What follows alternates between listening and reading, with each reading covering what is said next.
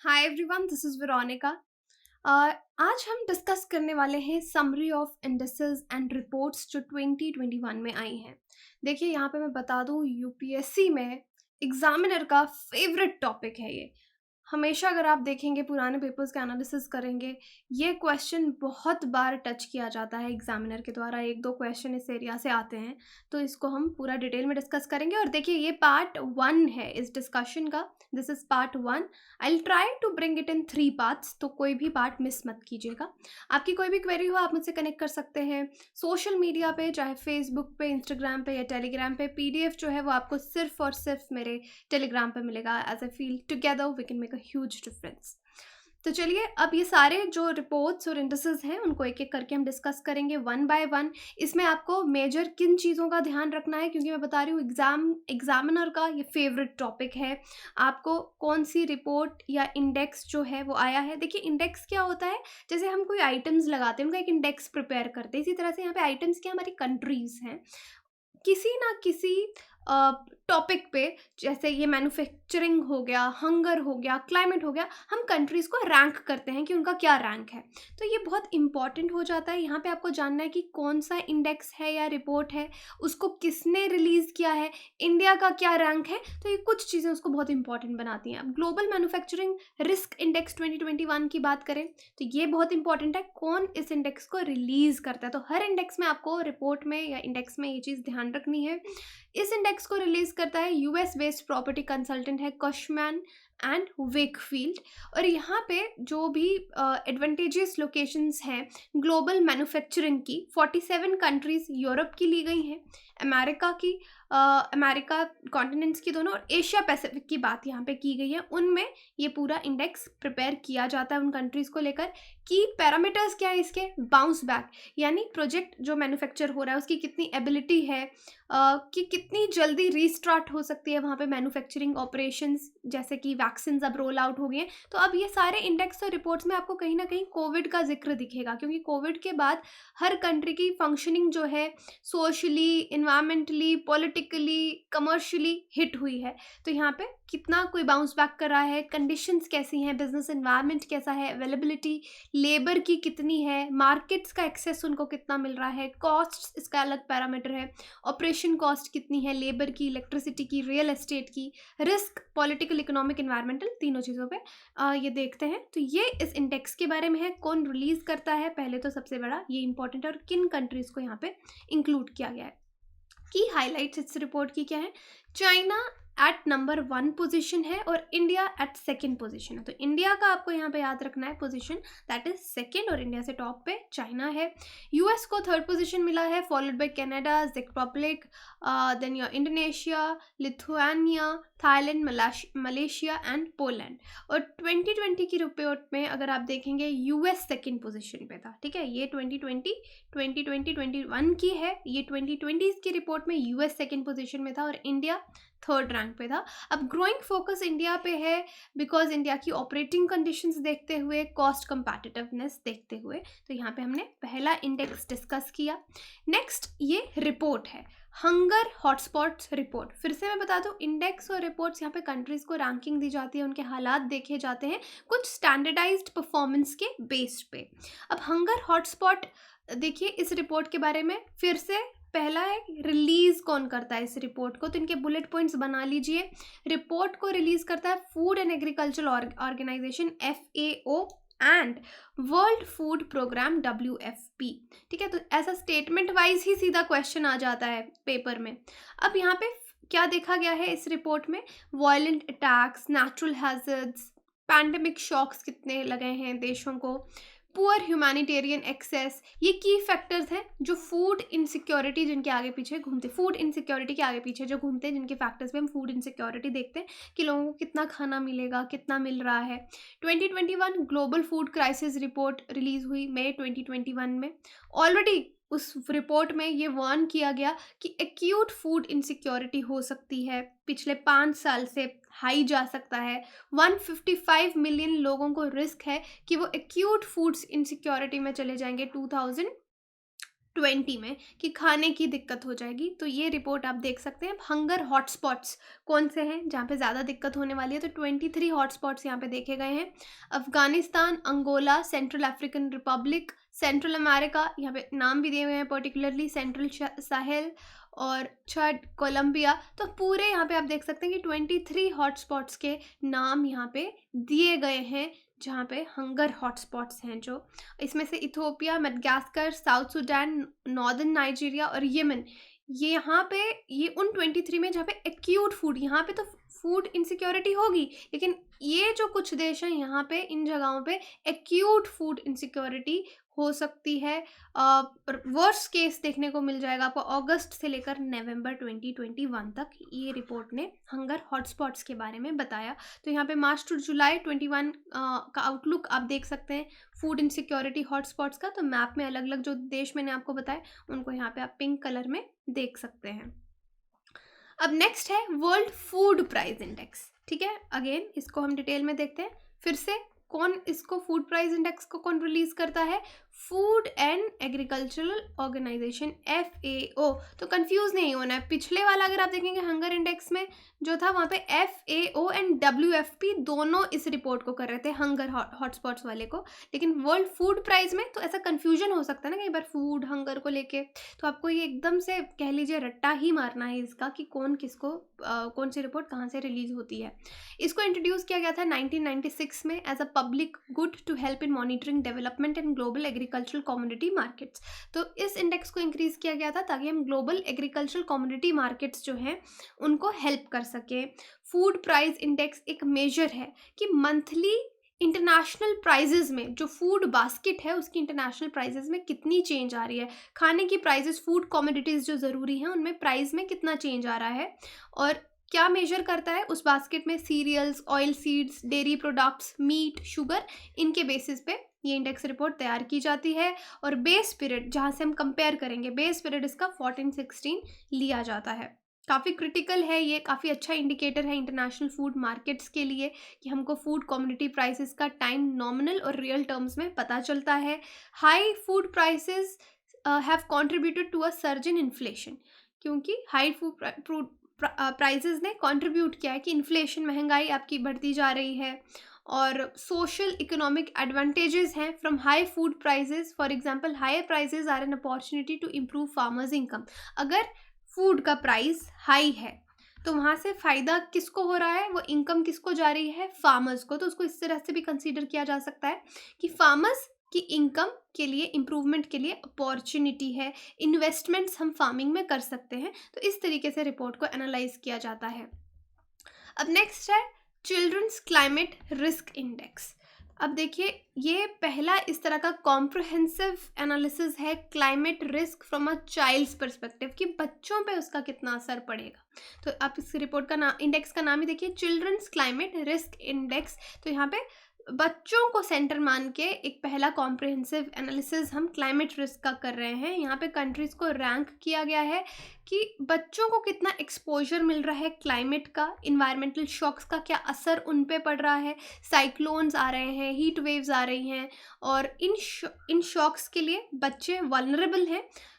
अगर ये शॉक्स आ रहे हैं क्लाइमेट की वजह से, नेचुरल हैज़र्ड्स आ रहे हैं, तो एसेंशियल सर्विसेज, बच्चों पे उसका एसेंशियल सर्विसेज का क्या असर है। यहाँ पे रैंक पाकिस्तान का देखिए 14th है, Bangladesh 15th, Afghanistan 25th, India 26th are among 4 South Asian countries where children are extremely high risk। तो ये 4 देश हैं साउथ एशिया में जहाँ पे बच्चे एक्सट्रीम रिस्क में हैं कि क्लाइमेट क्राइसिस का इम्पैक्ट उन पे बहुत ज़्यादा पड़ेगा। तो इंडिया को यहाँ पे 1 of 33 extremely high risk countries में रखा गया है, क्योंकि इंडिया में देखिए आप क्लाइमेट की वजह से कितने सारे हैज़र्ड्स आते हैं, फ्लडिंग हो रही है, एयर पोल्यूशन हो रही है, इन्वायरमेंटल शॉक्स हैं ये सब। और यहाँ पे और डेटा देखिए, more than 600 million Indians will face acute water shortages। acute water shortages हो सकते हैं, 600 million Indians can face that। 21 of the world's 30 cities which with the most polluted air 2020 were in India। तो ये वाला आपने report बहुत social media पे viral हुआ था कि India one of the most polluted cities जो वर्ल्ड की थी वो इंडिया में आ रही थी। और ये रिलीज़ कौन करता है, देखिए ये सबसे इम्पॉर्टेंट है यहाँ पे, United Nations children's fund. UNICEF जो है in collaboration with Fridays for Future ये मिलके इस रिपोर्ट को इंडेक्स को रिलीज करते हैं। रिपोर्ट का नाम ये भी बहुत इंपॉर्टेंट है, बहुत बार एग्जाम में रिपोर्ट का नाम भी पूछा जाता है। Climate crisis is a child's rights crisis, introducing the children's climate risk index. तो ये भी कुछ जगह पे बहुत इंपॉर्टेंट है, अगर कहीं पे मेंशन किया हुआ है उसका नेम तो ये भी एग्जाम में पूछा जाता है। Next, Davos dialogue. अब ये डायलॉग का एजेंडा था, यहाँ पे लॉन्च हुआ था world economic forums great reset initiative post Covid world में। तो मैंने कहा कुछ ना कुछ रिपोर्ट्स में आपको कोविड का जिक्र मिलेगा। कोविड के बाद दुनिया का एक रीसेट बटन हमको दबाना है, राइट? दुनिया में चीज़ें फिर से शुरू होंगी, उसका लॉन्च था। WEF ने इसको होस्ट किया, एक एनुअल मीटिंग यहाँ पे होस्ट हुई एंड ऑफ द जनवरी में डावोस में। डावोस आपको एल्प्स रीजन स्विट्जरलैंड में मिलेगा। प्राइम मिनिस्टर नरेंद्र मोदी ने भी एड्रेस किया था WEF में डावोस डायलॉग में 28 जनवरी 2021 को वीडियो कॉन्फ्रेंसिंग के थ्रू। एजेंडाज इस मीटिंग के थे कि दुनिया में अब सबको मिलके आगे बढ़ना है, सोसाइटीज़ इकोनॉमिक्स को साथ लेके आगे बढ़ाना है, एजुकेशन पे इम्पैक्ट पड़ा है, सोशल कॉन्ट्रैक्ट्स हो गए, वर्किंग कंडीशंस हो गई, तो हर चीज़ में सब देशों को आगे मिलके बढ़ना है, हर देश को पार्टिसिपेट करना है, हर इंडस्ट्री को पार्टिसिपेट करना, चाहे ऑयल गैस टेक्नोलॉजी हो गई। और ग्रेट रीसेट जो है, एक बटन आपको दबाना है, हर चीज़ को नई तरीके से शुरू करना है। तो ये इसका ओवरव्यू था। नेक्स्ट है आपका global liveability index. Global liveability index क्या है कि कौन सी जगह रहने के लिए अच्छी है, लिवेबल है। इसको रिलीज कौन करता है? Economist intelligence unit, EIU। ये इंडेक्स इस तरह की लोकेशंस को देखता है जहाँ पे बेस्ट कंडीशंस मिलती हैं रहने की और वर्स्ट लिविंग कंडीशंस दुनिया में कहाँ हैं। अराउंड 140 सिटीज़ को दुनिया में यहाँ पे असेस किया जाता है। पैरामीटर्स अलग अलग इंडिकेटर्स पे, पैरामीटर्स पे उसको देखा जाता है, जैसे कि 5 ब्रॉड कैटेगरीज हैं। स्टेबिलिटी कितनी है किसी कंट्री में, हेल्थ केयर कैसा है, कल्चर इन्वायरमेंट कैसा है, एजुकेशन कैसी है, इंफ्रास्ट्रक्चर कैसा है। लेकिन पैंडेमिक की वजह से कुछ नए इंडिकेटर्स यहाँ पे और ऐड किए गए हैं। अब हेल्थ केयर पे स्ट्रेस कितना पड़ रहा है ये एक अलग इंडिकेटर है। रिसोर्सेज के साथ कितना रिस्ट्रिक्शन है, local sporting events, theatres, music concerts, restaurant, schools, तो ये सब कुछ चीज़ें हैं जो पैंडेमिक के बाद इस इंडेक्स में ऐड की गई हैं। तो देखिए टॉप 5 लिवेबल सिटीज़ कौन सी हैं जो बहुत अच्छी हैं रहने के लिए? ऑकलैंड न्यूजीलैंड में, Osaka Japan, Adelaide Australia, Wellington New Zealand, Tokyo Japan. और सबसे worst liveable cities Damascus Syria, Lagos Nigeria, Port Moresby Papua New Guinea, Dhaka Bangladesh, Algiers Algeria में। तो ये आप देख सकते हैं liveable cities and least liveable cities top 5। Next is global hunger index 2020। तो 2020-21 दोनों की रिपोर्ट्स हम डिस्कस कर रहे हैं। तो ग्लोबल हंगर इंडेक्स जो है हर साल वर्ल्ड हंगर हेल्थ जो है in partnership with concern world life 2000 से GHI हमारे लिए लेके आ रहे हैं। Low score gets a country higher ranking, जिसका स्कोर कम होगा उसकी रैंकिंग हायर होगी, दैट मीन्स उसका बेटर परफॉर्मेंस है, लो स्कोर आना चाहिए। Reason for mapping hunger is to ensure world achieve zero hunger by 2030। हमारा सस्टेनेबल डेवलपमेंट का गोल है कि हमको जीरो हंगर अचीव करना है 2030 तक। ओके, तो that is why GHI is not calculated for certain high income countries. तो इसलिए कुछ हाई इनकम कंट्रीज़ के लिए इस इंडेक्स को हम कैलकुलेट नहीं करते हैं, तो बाकी देशों को कैलकुलेट किया जाता है। 4 इंडिकेटर्स हैं इसके: under nourishment, child wasting, child stunting, child mortality, death. Under nourishment क्या है? वो पॉपुलेशन का शेयर जहाँ पे कैलोरिक इनटेक इनसफिशिएंट है, अच्छे से कैलोरीज नहीं मिल रही हैं, तो अंडर नरिशमेंट होगी। चाइल्ड वेस्टिंग हम किसको बोलते हैं? अंडर द एज ऑफ 5, ये चीज़ हम तीनों देखेंगे। जहाँ पे लो वेट है हाइट के हिसाब से जितना वेट होना चाहिए वो नहीं है, लो वेट है, तो एक्यूट अंडर न्यूट्रिशन है। स्टंटिंग हम किसको बोलते हैं? जहाँ पे लो हाइट है एज के हिसाब से, इसको क्रोनिक अंडर न्यूट्रिशन बोलेंगे। Child mortality, rate of children under, यहाँ पे डेथ रेट, मोर्टेलिटी रेट देख रहे हैं अंडर द एज ऑफ 5। तो इंडिया का सीरियस लेवल है हंगर का और स्कोर है हमारा 27.2, रैंक है 94 आउट ऑफ 107 कंट्रीज। तो आप देख सकते हैं कि इंडिया की हालत इस इंडेक्स में अच्छी नहीं है। इंडिया फीचर्स बिहाइंड, और हम नेपाल से भी पीछे हैं, पाकिस्तान से भी, बांग्लादेश से भी, इंडोनेशिया से भी। हमारा 94 है, तो नेपाल का rank 73, Pakistan 88, Bangladesh 75, Indonesia 70, right. Next है आपका इंडिया इनोवेशन इंडेक्स 2020। इस इंडेक्स को रिलीज करता है NITI Aayog. This is important. यहाँ पे एक्सटेंसिव फ्रेमवर्क है, इवैल्यूएट किया जाता है environment of states and union territories in India, कि किस तरह का इन्वायरमेंट है, और रैंकिंग दी जाती है स्टेट्स और यूनियन टेरिटरीज को बेस्ड ऑन देयर इंडेक्स को स्कोर्स। अपॉर्चुनिटीज चैलेंजेस क्या हैं, और गवर्नमेंट पॉलिसीज इनोवेशन को कितना बूस्ट कर रही हैं। तो ये सब चीज़ें यहाँ पे देखी जाती हैं। इसका नाम आप फिर से देखिए, इनोवेशन इंडेक्स, कि कितना इनोवेटिव है कोई जगह। The index is great beginning to improve the environment of innovation. तो ये इंडेक्स से हर स्टेट को, यूनियन टेरिटरी को उसके बारे में पता चलेगा वो कितना इनोवेटिव है। अगर कम रैंक आएगा तो वो इम्प्रूव करेंगे। और जैसे कि आप मेजर स्टेट्स देख सकते हैं, कर्नाटका टॉप स्कोरर है 2 कॉन्जिक्यूटिव ईयर्स के तक, फॉलोड बाय महाराष्ट्र, कर्नाटका के बाद महाराष्ट्र। और लोएस्ट स्कोर आप देखेंगे झारखंड, छत्तीसगढ़ और बिहार का है। हिमाचल प्रदेश ने हिल और नॉर्थ ईस्टर्न स्टेट्स में टॉप किया है। Delhi has score the highest in the country 46.6, और लक्षद्वीप का लोअर स्कोर है 11.6। तो आप यहाँ पे देख सकते हैं कि इनोवेशन को लेकर ये इंडेक्स है। Next is climate change performance index. तो याद रखिए यहाँ पे ये स्पेसिफिकली इनोवेशन इंडेक्स इंडिया का है, ओके। तो इसको आप कंफ्यूज मत कीजिएगा। आगे है आपका climate change performance index, CCPI। इसको नॉट फॉर प्रॉफिट ऑर्गेनाइजेशन है, German watch and new climate institute Germany, together with climate action network can international के द्वारा इस इंडेक्स को प्रिपेयर किया गया। Again this is important, right it down. ये भी एक इम्पॉर्टेंट टूल है क्लाइमेट चेंज परफॉर्मेंस को देखने के लिए। ट्रांसपेरेंसी यहाँ पे रहेगी। इंटरनेशनल क्लाइमेट पॉलिटिक्स कैसा चल रहा है उसको हम कंपेयर करेंगे अलग अलग देशों से, कैसे एफर्ट्स हर देश लगा रहा है, क्या उनकी क्लाइमेट की पॉलिसीज़ हैं, पेरिस एग्रीमेंट की तरफ कोई कितना काम कर रहा है। तो अलग अलग पैरामीटर्स यूज़ होंगे। अब क्लाइमेट के लिए क्या पैरामीटर्स हैं, ग्रीन हाउस गैस एमिशंस कितनी है, रिन्यूएबल एनर्जी कोई देश कितना यूज़ कर रहा है वो अच्छी बात होगी, एनर्जी यूज़ कितना हो रहा है, क्लाइमेट पॉलिसी क्या है। Top 3 ranks were empty as no country had met the criteria. अब इसका क्राइटेरिया है, तो टॉप 3 रैंक्स इसमें एम्प्टी खाली रह गए, क्योंकि green house gas emission 40% of overall score होना चाहिए। तो कुछ मिनिमम क्राइटेरिया आप करेंगे तभी आपको रैंकिंग मिलेगी। No country was doing enough to meet the goals of 2015 Paris agreement. तो ये पाया गया कि कोई भी कंट्री उस हिसाब से नहीं चल रही कि हम पेरिस एग्रीमेंट के जो हमारे गोल्स हैं हम उनको पूरा करें। अगर आप पेरिस एग्रीमेंट के बारे में डिटेल में जानना चाहते हैं तो मेरा एक स्टैटिक का वीडियो इन्वायरमेंट का स्टडी IQ पे अवेलेबल है। पेरिस एग्रीमेंट स्टडी IQ लिखेंगे आपको मिल जाएगा।